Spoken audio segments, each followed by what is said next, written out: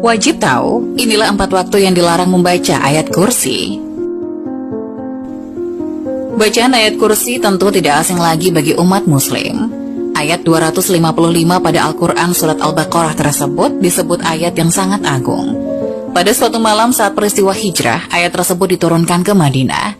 Karena kemuliaan dan kebesaran firman Allah Subhanahu wa Ta'ala inilah, beribu-ribu malaikat mengiringi saat ayat tersebut diturunkan.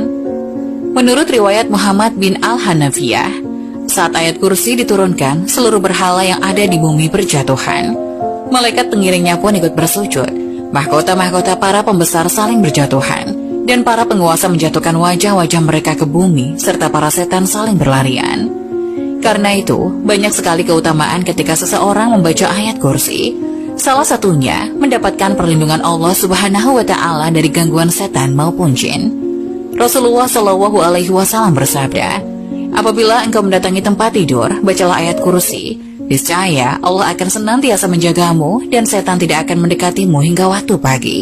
Hadis riwayat Al-Bukhari. Selain banyak keutamaannya, ternyata ada beberapa waktu yang dilarang membaca ayat kursi. Jika dilakukan, bukannya mendapatkan pahala, justru mendapat dosa. Berikut ini adalah 4 waktu yang dilarang membaca ayat kursi. Saat ruku dan sujud dalam sholat. Larangan membaca ayat kursi pada saat ruku dan sujud dalam sholat sudah tegas dilarang oleh Nabi Muhammad SAW. Rasulullah SAW melarangku membaca Al-Quran saat ruku dan sujud. Hadis riwayat Muslim. Karena itu, jangan asal membaca ayat kursi di antara 2 gerakan sholat tersebut, karena sudah jelas ayat kursi menjadi bagian dari ayat Al-Quran. 2. Dilarang membacanya di kamar mandi. Ahlul ilmu menyebutkan bahwa tidak boleh seseorang membaca Al-Quran ketika berada di dalam toilet, sebab hal itu mengandung penghinaan kepada Al-Quran. Karena itu perhatikan ucapan-ucapan yang kemungkinan terlintas saat hendak masuk ke toilet. Membaca ayat kursi di toilet atau bahkan kamar mandi adalah hal yang sangat terlarang, sebab menyalahi adab dalam membaca Al-Quran.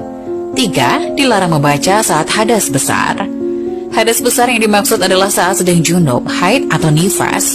Membaca Al-Quran termasuk ayat kursi dalam keadaan hadas besar adalah haram, kecuali membacanya dalam hati.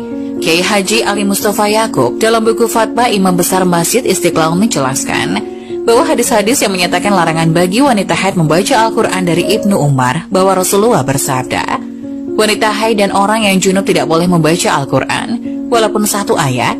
Hadis riwayat Imam Tirmizi dan Ibnu Majah. Hadis tersebut jelas menjelaskan larangan membaca ayat Al-Quran bagi wanita yang sedang junub ataupun haid, maka membaca ayat kursi pun termasuk hal dilarang. 4. Ketika sedang mengantuk. Imam Nawawi menyebut bahwa makruh hukumnya membaca Al-Quran meski hanya ayat kursi saat kita sedang mengantuk. Hal ini bertujuan menjaga kemungkinan salah baca sehingga merusak atau merubah bacaan dalam ayat Al-Quran tersebut.